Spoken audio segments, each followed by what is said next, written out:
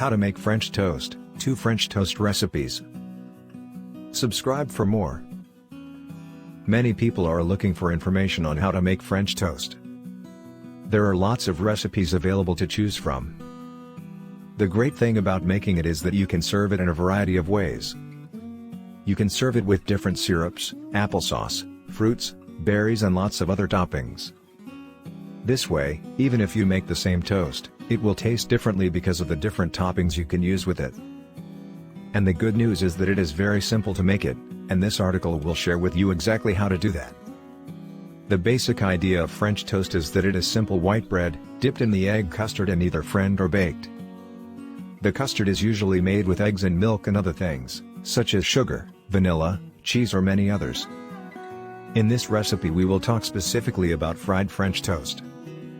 Quite a few recipes discuss making the toast sweet, with sugar, syrups, applesauce, berries, fruits, etc. One of the recipes in this article is for sweet toast, while the other one is for the savory kind. Here are 2 recipes for you to help you prepare it. French toast recipe 1, sweet. This is the recipe that a lot of people know and like, with a sweet twist. So for this recipe, you will need to first find good white bread. You can use white sandwich bread, or any other white bread that you have available. Next, you will need to make the custard. A custard is nothing more but the combination of milk and eggs. You can also use heavy cream or half and half to make the custard even creamier. Now, you can add some additional things to the custard.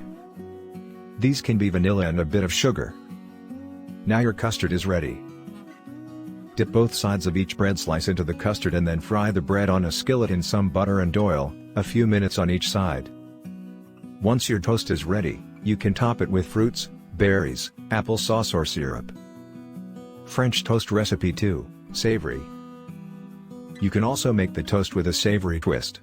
The only difference between the above recipe that makes it sweet, and a savory one, is how you flavor your egg custard.